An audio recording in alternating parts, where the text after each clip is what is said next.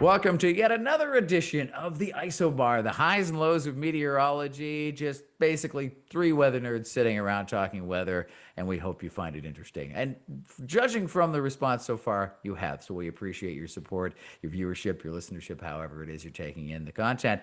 Emily down in Chicago, Rich out there in Detroit.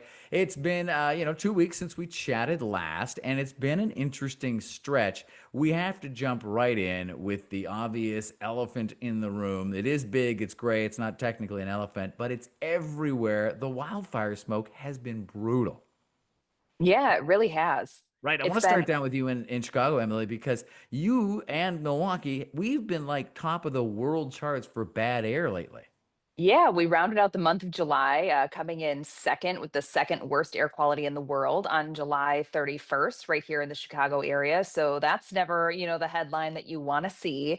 But the Mhm. wildfires that are ongoing in Canada, I've had so many questions from whether it's family members or viewers online asking, well, why aren't they just putting them out? Right? Like that's Right. the Right. obvious question that you always, I hear people asking. But a lot of the fires right now, they're ongoing in unincorporated areas of Canada, so it's kind of a natural burn in a lot of these ways. They're just kind of letting them burn, but it's based on the placement of the high and low pressures that we have in our region right now, right? So it's really channeling that smoke right on into the upper Midwest over toward the Northeast, and we've just gotten the worst of it recently. But yeah, Right. we're feeling the effects of it down here. Yeah. I can And say Chicago, obviously, by its metro, has its own air quality issues, yes. as most urban cities do. And then you add this to it and just takes it off the charts.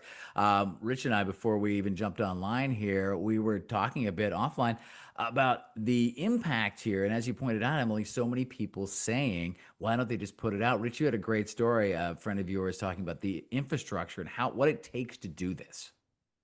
Yeah, being a military guy, it was 30 years ago, but it's interesting how it takes 10 men and women to get one on the ground. You need all these support people, and you don't just, fly up there with, firefighters and then expect them to work 12-hour days without, adequate food, without adequate water, without adequate support. And of course, they need rest.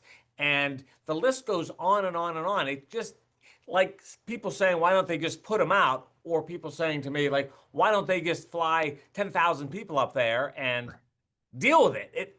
Right. It's much more difficult than that. Again, 30 years ago when I was in the service, I would see these exercises, and it would always impress me about how many people it takes to actually get one, forward deployed unit in the field with all the support people behind the scenes. It's extraordinary. So there you go. It's a Herculean task to Mhm. Right. attack these fires. Why don't you just put them out? It's a little bit like, why don't you just drain the ocean or drain Lake Michigan? Like Exactly. it's Yeah. great in theory, but no, you can't really do that. And someone obviously growing up in Canada know a little bit more than the average folk about Canadian geography. That part of Canada where these fires are ongoing is a very rural area. The infrastructure, roads, access to water, all of that kind of stuff just really isn't there. It's vast, wild hinterland, and it's beautiful when it's not on fire. And it's wonderful Mhm. that it has been basically preserved. But when it catches fire like this, it's almost impossible to control, let alone extinguish. So what Mother Nature started, Mother Nature might have to put out. Some of this might just have to run its course. What's been interesting is that, I say Mother Nature started it. Well, the climate is a big part of this because, we've been talking about why is it so bad recently? The last few years, like 23 was a bad year. This year's been a bad year. And we talk a lot about the changing climate on this show. And part of what we're seeing here, guys, and I want to get your take on this, is that we've had some milder winters, and that's left that part of Canada rather dry and tinder-like. So it was just ripe and waiting for a spark, which of course did happen, and here we are. Rich, what are you seeing, in your part of Yeah. the world there? What's interesting is, you know, in the last 20, 30, 40 years, there have been many instances of summer fires, whether they're in Eastern Canada, Central or Western Canada.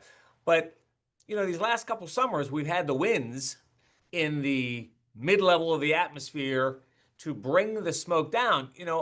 I think if it's out of sight, it's not a problem. Meaning, if it were winds that were carrying these smoke plumes into central Canada or up into central Ontario or into Quebec, we wouldn't be talking about it. We would just be like, oh well, oh well. But the fact that the smoke is here affecting, cities like Minneapolis, like Chicago.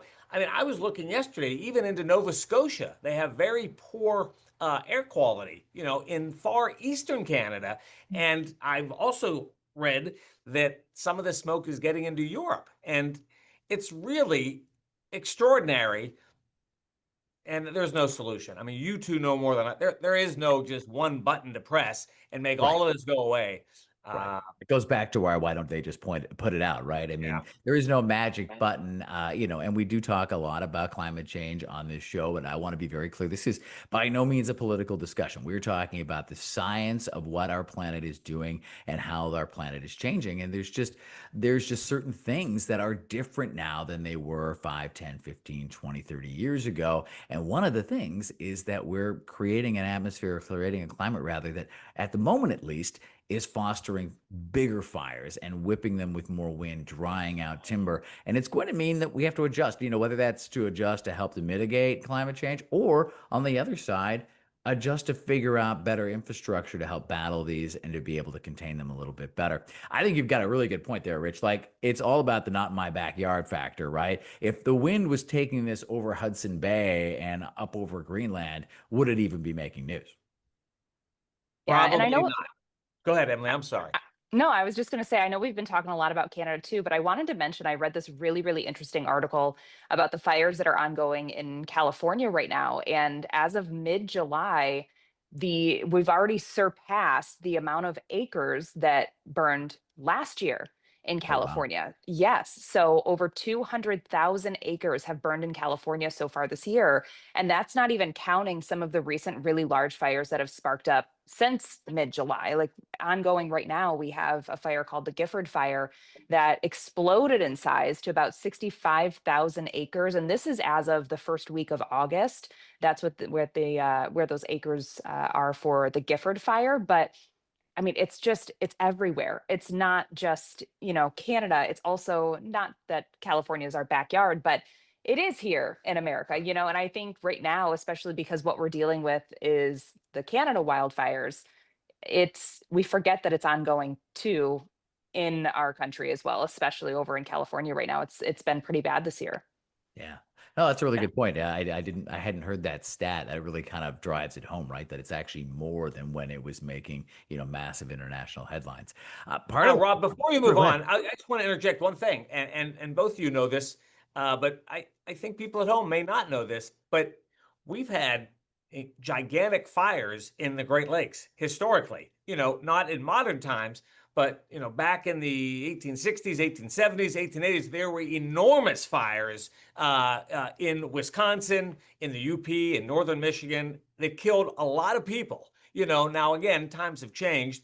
Uh, with the remote sensing, and we have a better handle on the things. But we do get fires in the Great Lakes. Don't, not to discount, that we have all this water around us, but fires can and do occur in the Great Lakes. Yeah, for sure. I mean, and there are huge portions of northern Wisconsin, northern Michigan in particular, that have that similar, mile after mile of just open forest that, under the right conditions, could be the same problem. So I think that's a really good point. And if this was just a part of the natural cycle of a forest and the smoke would leave us alone, it probably wouldn't be a big issue. But it has a huge impact on human health. And in fact, I just read a recent study, I believe it was in the Journal of Epidemiology, and they did a long-term impact study on these wildfires and the exposure to wildfire smoke. And it was just recently published back in May or June. And what it found was there was serious impact on underlying issues, heart issues, respiratory issues, for as far out as 3 months after exposure to the wildfire smoke, which in and of itself is fascinating. And then they also saw that over the next 10 to 15, even 20 years, those diseases could then continue to deteriorate because of one extended exposure to wildfire smoke, it really just wakes you up to the impact. Yeah, it definitely does. It's something that, I'm lucky enough that personally I'm not dealing with any underlying health issues that I know of. But I can tell you when we've had these days with the unhealthy air quality, I've been out for walks and you can feel it in your chest. And then it lasts for days. Like for a while, I thought I was getting sick. I was talking to my family and I said, "How are you feeling?" And my mom's like, "Oh, I just have a cold coming on." I was like, "But are you sure it's that?" Because, we've been dealing with the poor air quality and it when you really start to feel the effects yourself too, knowing that you don't have any underlying issues, it makes you wonder how are other people even going about their day-to-day life, getting back and forth to work in this. Yeah, bad enough if you're healthy, but if you've got something going on, really challenging too. We Sunday talk, night, Rob, I wanted to say yeah, one thing, if I can. Emily, Rob, Sunday night, that's my part of my normal work week is Sunday night, and a coworker of mine, Dave Spencer, we walked out in the parking lot at the conclusion of the news. It was about 11 o'clock Sunday evening, and both of us right off. I mean, we walk in the parking lot, and my eyes were tearing up, and he's coughing, and it hit us quick, And we talked about it for 30 seconds, and we said, "Let's get in the air conditioning, let's get in the car, yeah. and get on with our night." But yeah, it is a real thing, and like you, Emily, I don't really have any underlying, respiratory conditions, but you're right. I mean, think of all the people that do, and the elderly, and they are feeling it big time. They are Mhm. feeling it. And as are our pets, I've had a lot of interest from our viewers in how this is impacting their pets. And actually, I just took a call with a viewer that was concerned about how it impacts livestock. And it's something that you may not even think about because we do kind of focus on human health. But obviously, anything that breathes air is impacted by poor air quality. My dog, Marty, who's a senior puppy, she's 14 years old almost. I'm not taking her out for any more than a quick stroll for whatever she needs because I'm going to minimize exposure given that she is a senior dog. And guys, I think, we're all three of us, maybe not in our downtown cores, but all three of us service at least a significant agricultural market. And our farmers, they're really having to adjust about this, well, to this rather. Well, and it's been interesting having you bring that up, Rob, too, because it is something you had mentioned that not everybody thinks about that. I didn't even think about that. Like, Right. I didn't think about all the livestock and stuff that's outside. So what do you do in that instance? I mean, do you know, like, are the farmers, are they bringing them inside or what's like inside the barns or what's going on? Yeah. Well, most barns, other than dairy barns, and obviously Milwaukee and the surrounding area, Wisconsin in general, obviously heavy with dairy, but most barns don't have any kind of air filtration or any kind of air conditioning. And certainly most dairy barns aren't necessarily air conditioned, but they at least have some quality controls there. But outside of that, even bringing your cattle into the barn isn't going to help, or your pigs, your sheep, or whatever it is you're raising, because the outdoor air is still getting inside. Now, there are fans and things like that that can help mitigate it, but a lot of this will likely be borne out in the long range because, the stress that it brings to the animals may result in poor quality meat, may result in poor quality dairy. We'll have to wait and see. Like I said, dairy farmers may be a little bit different than some of our swine or beef farmers, but it is something that I think is almost, if you'll pardon the weather pun, flying under the radar because we always think, obviously, of human health, and then our pets, our little fur babies, come next. But I definitely wanted us to take a moment to pause to, send out a thought to the folks in the agricultural community who are dealing with this without really a whole lot of resources. Rob, you sound like an armchair epidemiologist. I mean, you really do are talking the talk, man. Well, thank you. I don't plan to get a second degree in epidemiology, uh, but it is fascinating. And I do have Is. an adult son who is almost finished his physical therapy degree, his doctorate there. So he and I have chatted quite a bit about how this impacts, human health. And it was just recently we started talking about our dog Marty, and of course now with the viewer talking about the livestock. So again, maybe it's something we'll research and dig into next time around. Although I hope by next time around, maybe the wildfire smoke isn't our lead story. Unless you have anything else to add, we're going to pivot because I think it's interesting to go from all this fire to all this water. Now, here in the Milwaukee area, we wrapped up the month of July. I think it was the 30th of July with a record 1 day rainfall, which was an interesting way to wrap up the month. Ended up with a slight surplus. But Detroit, Rich, you have been dealing with some crazy floods. We had two events last week where, some localized rainfall totals were in excess of 4 inches of rain. Now at Metro Airport, the official reporting station, it was 2.68, which was a daily record, for that day. But there was, they actually had the tunnels leading to Metro Airport, which is the main airport here, were closed. I mean, Emily, you've been to the Detroit airport. Rob, you may have been, but there are Yep. these like goofy tunnels that go like under the runways that take you up to the terminal. And, it's not all Mother Nature. There are some engineering issues, but the water was like up to the windshield in some of these cars. And Wow. so they had to, do a ground stop because people couldn't get into the terminal and out of the terminal for a time. It's very impressive, to see Mother Nature, crank it up like that. It is impressive. Now, here at the station and at my house, we didn't get a crazy amount of rain. We did have some downpours, but it's remarkable that from, one community in one county to another community in another county, maybe as the crow flies 15 miles away, there can be a heck of a lot more water. It's interesting when that happens. And it's been the same exact way here in the Chicago area too. It's kind of been the theme of the summer whenever we're having showers and storms rolling through. We haven't had too many good systems coming through that are just all day soakers. And of course, those are what you need to bust the drought like conditions that we're dealing with.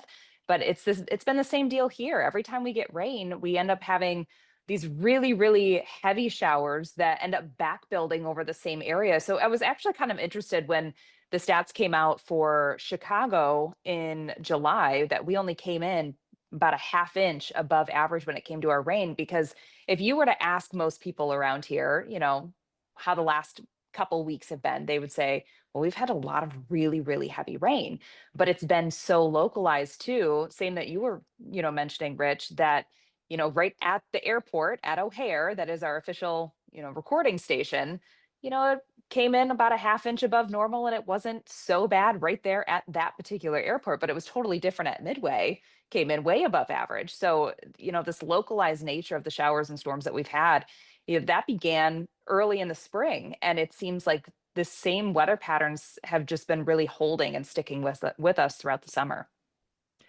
Yeah, it's been interesting. And obviously, with all the humidity in the air, too. I mean, once the sky opens up, there's just so much water vapor to work with to make this rain that, yeah, I agree. I think general consensus that the thought about when you think about rain in the summer has been that, oh, it's been a lot of rain, which it has, but you're right, localized and intermittent. So we ended July here in Milwaukee with a record rainfall on the 30th, but we've gone a good week or more without rain at all at Mitchell International. So it's been kind of feast or famine. Rich, I had a really question I wanted to ask you because you talked about it. You brought it up about the engineering of these tunnels because obviously we played the videos here on the local station here in Milwaukee. I'm sure they made the rounds around the planet because watching those folks drive through that tunnel was frightening. That poor woman videoing her drive through. Tell me a bit about, if you know, about the engineering because it looked to me like there was not a lot of choice for that poor driver that they were going to have to go through because it happened so quickly. It does come up quick. And Emily, Metro Detroit. We have a few highway systems here in Detroit that are like below grade. So they were designed that way. So the highways are below the level of the ground. In these big wells. They're not tunnels. They're below grade. And so at Metro Airport, there are roads that are below grade. And if you don't have the drainage system working tip top, then the water backs up very quickly. So what we saw last week at Metro Airport was not just rainfall, but also, the drainage system not working in tip-top fashion. So you put those two together, as is typically the case. It's not always one thing when we get these events. It's a series of things, and we had that series of things last week in Detroit. Right. So, I mean, with it being below grade, like you said, not only was it getting heavy rain, but everywhere around it was running down to that low point. That's right. And Wow.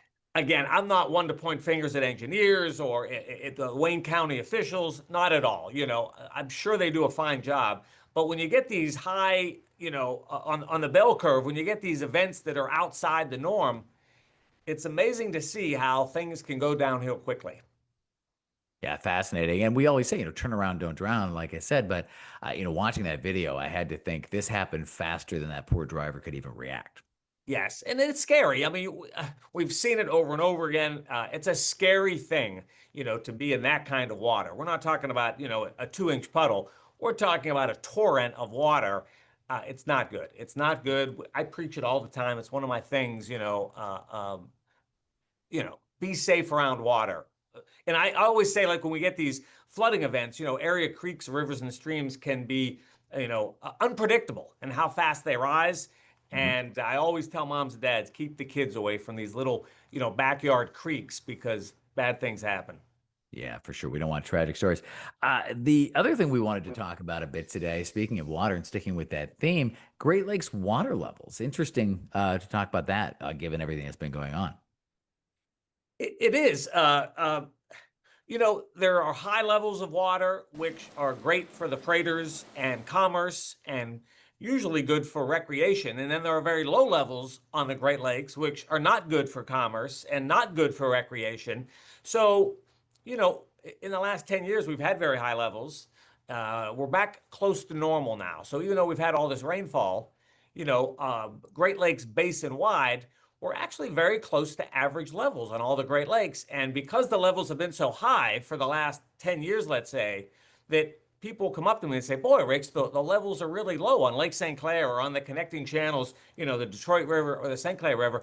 And I say, well, really, they're actually close to average. And then they're like, oh, yeah, yeah, yeah. Then I get that, yeah, yeah, yeah. But there's a whole science of the rise and fall of the Great Lakes from year to year and from decade to decade. It is fascinating. So they're armchair epidemiologists. I'm kind of like an armchair hydrologist. So I know it's sad. Well, it's a big part of all of our three cities. I mean, Emily, can you imagine Chicago without Lake Michigan and the beaches and all that kind of stuff? No, not at all. And, so I've been in the Chicago area now for coming up on 4 years. So I only have the scope of what the beaches have looked like for the last 4 years. But the biggest thing that I notice is I'm from Michigan. So I'm from Rich's neighborhood up toward the Port Huron area, the base of Lake Huron. And, of course, Lake Michigan goes into Lake Huron. So the water levels are oftentimes very, very similar, if not the same. I notice it a lot more when I go home because I have those memories of what the beaches looked like when I was a kid in Port Huron over on the east side of Michigan and now I was just back a couple weeks ago and yes, Rich, it looks normal. It looks normal. And that's something that I feel like I haven't been able to say since I moved away from home, which was, close to 15 years ago. Mhm. It's fascinating, yeah, that normal looks strange, right? Indicates how abnormal it has been up until this point. So yeah, it's an interesting story. And speaking of the Great Lakes here in Milwaukee, I don't know if you guys heard about this boat, Deep Thoughts. So it became an unofficial Milwaukee landmark for a little bit because it was abandoned and washed up on one of our very popular beaches in the Milwaukee area, where it sat for weeks and weeks and weeks and couldn't be salvaged until it finally took towing cranes to pull it out of there, and ended up weighing tens of thousands of pounds or something because it was so full of beach water and sand and rocks and everything over the course of sitting there for weeks and weeks and weeks. It speaks to how important our lakes are to our local areas, but it also speaks to how fascinated people can become with the oddities of that beach. And this boat just sold today at auction. The half falling apart wrecked boat covered in Oh, spray paint wow. just sold at auction. You guys each get one guess. How much do you think it's sold for? Huge yacht. At one point, this thing was worth hundreds of thousands of dollars potentially. But what do you think it sold for at auction? I Somebody bought it for over $1 million, didn't they? Oh, okay. You went that way. Rich, which way are you going to go? I would say a fixer-upper like that is going to go for about $5,000. All right. You know what? Rich is closer. If this were a game show, we'd probably give him, but you both went over. It only went for $2,500, like 25. I think was the I'm last almost kind of bid. surprised just because of the story behind it that Right. somebody wasn't like, I will just buy it for whatever. I totally was on your side of that thought process too, but that's not how it went. And the city of Milwaukee is not happy with that being how it went either. All right, let's move on to the tropics. Speaking of yachts and boats and everything, it's been interesting to watch both the Pacific and the Atlantic this season. And now we're starting to get into more of an active time frame. Emily, do you want to lead us off here? Yeah, that's right. So the Atlantic, it kind of feels like it's waking up, right? So we're Yeah. starting to get into the portion of summer, the later portion of summer that we start to see, the environment's a little more conducive to helping these storms develop, but then also sustaining them. So right now, it's the first week of August, and we have the tropical storm Dexter that is fortunately not moving on shore. The biggest impacts that it's bringing to the U.S. is just the risk of rip currents across the portions of the East Coast. So overall, we're relatively unscathed with that one. But there's already several other areas that we're starting to watch throughout the Atlantic, and some of them have decent chances of developing here. So going into mid-August, certainly late August, this is normal. We really start to see more and more systems at least having the expectation of developing into at least a tropical depression, if not something stronger. So in the next couple of weeks, we're likely going to see at least a couple more tropical depressions, if not becoming tropical storms. But the next named storm coming up, I believe, is going to be Aaron after Dexter. All I right. was So yeah, hoping it would be suddenly, Emily after yeah, I was Dexter. waiting for that too. Not this year. Not this year. Not this year. Well, I'm going to chime in with an interesting little tidbit. So I was invited to go to the Outer Banks of North Carolina at the end of August. So in about 3 weeks, I'm going to be in the Outer Banks of North Carolina. So, there's always a chance. And when I made, the reservations for the flights and everything, I'm thinking, boy, I hope I don't get bad luck, because it's a possibility. And the people I'm going with, I gave them the spiel. I said, it's a possibility. Yeah, yeah, yeah. So I'll let you know how it turns out. Yeah, we want to be live from the Isobar, Yeah. if that's what you're dealing with down there. You got to keep us in the loop. Right. Always got to be creating content for us, Rich. So we appreciate that. So hopefully we'll get Okay. some insight. We're running a little short on time, but I can't let us wrap up here without talking a little bit about the latter half of the summer and heading into the first little bit of fall. Looks like our long range trends here are a little on the hotter side. The 8 to 14 day temperature trend basically has the entire lower 48 above average. Yeah, and it's just kind of par for the course for the summer that we've had so far, especially, at least in the Chicagoland area. We finished out June tying the sixth warmest. July came in above average. And so far, the first week of August in Chicago has been fairly seasonable, but we've got another heat wave just around the corner. So, there's a decent chance that we're going to round out this entire meteorological summer above average. What is it, Emily, Rob? Labor Day is, oh boy, like 3 weeks away. So Yeah, Mhm. right. I don't know. Let's not rush it. Let's not rush it. We'll see what happens. Right. And like you've said many times in the show, Rich, we got to savor the heat because we're going to be freezing soon enough. Yep. Yeah, right. But the other issue, though, as we turn the corner toward getting those kids back to school, depending on their school calendar, the traditional school calendar, more September, but a lot of schools are starting, even mid-August these days, the parochial schools and things like that. I had an interesting talk with the folks at Climate Central who monitor such things, and the back-to-school temperatures throughout the country are trending upward pretty dramatically, which for some schools isn't as big a problem. More modern schools, more suburban schools that were built maybe in the last decade or two because they probably have some level of climate control. But some of our older urban schools, I'm sure this is the case in Detroit and Chicago as well as it is here in Milwaukee, no air conditioning at all, and that makes it really tough on those kids.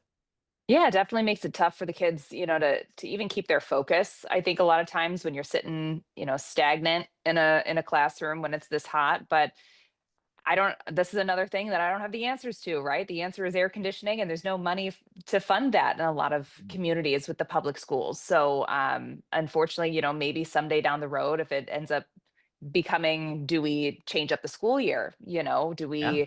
we adjust it for these trends? That might be something that schools have to look at in the future. Interesting idea, because we're on this traditional calendar, at least based on an economy that doesn't really exist in a lot of places anymore, right? I mean, having kids go home to help with harvest and the summer crops and planting and all that stuff.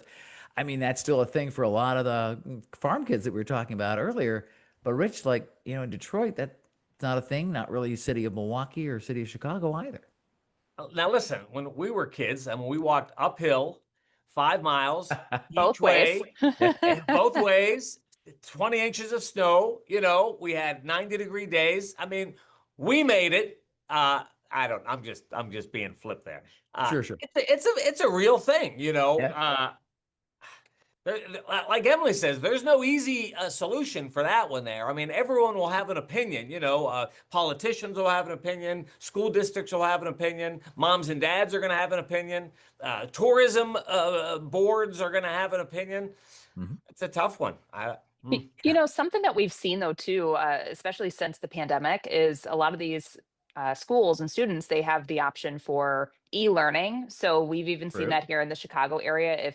If temperatures are way too hot or if they're way too cold, the school district will just shift over to e-learning. So since the pandemic, that's definitely been something that's at least available on these extreme days. Yeah, that's a really good point for sure. Very You guys interesting. remember do you have a weather memory to wrap up on here from your school days? Start with Rich. What do you think? Got one? Well, yes, I remember I was in eighth grade and I was walking home from middle school and I was very nearly struck by lightning. I mean, it was a spring day and there were friends and we were all walking and we were getting drenched. You could hear the distant rumbles and all of a sudden one cracked literally about 50 yards away with lightning in the tree and there was the smoke and I remember that one. But thankfully none Wow. of us were affected, but it scared the bejesus out of us. Yeah, I'm My sure. memory isn't nearly as dramatic and eventful of that. Mine, of course, is revolving around my hair. And going back to school, you always want to look good. And I went to school when it was cool to have your hair just like completely ironed straight Ooh. all the way down. And then I would step out, wait for the bus, and it was foggy almost every single morning by my parents' place because I grew up in a rural area surrounded by fields. And every day in the fall, which is probably why fall is my least favorite season now, I just associate it with bad hair days. I love that because my school memory is about my hair too. No, it's not. But I do remember having good hair days back in the 80s. My memory weather related is my grade school, we call it primary school in Canada, K to 6. We were very lucky. We had this beautiful sledding hill. In my memory, it was mountainous, but I'm sure it was just, maybe 150 feet. But it was a beautiful sledding hill. We all kept our crazy carpets, those little plastic sheets. We all kept them in a bin by the door, and we'd wait breathlessly in the winter for the buzzer to go. We'd grab those things and head out. And I'm sure it was like 12 minutes of, sledding down the hill, but sure seems like it was hours and hours of fun. So sometimes the weather can make for good school memories too. That's true. Yeah, That's you true. guys sound like you had better school memories. I don't know. You had a good hair day, so that's You cherish the good hair days. That's what I've learned from school, right? that's right. Well, we're all having a good hair day today, so we'll wrap it up on that. Thank you so much for joining me again for yet another episode of the Isobar, the highs and lows of meteorology.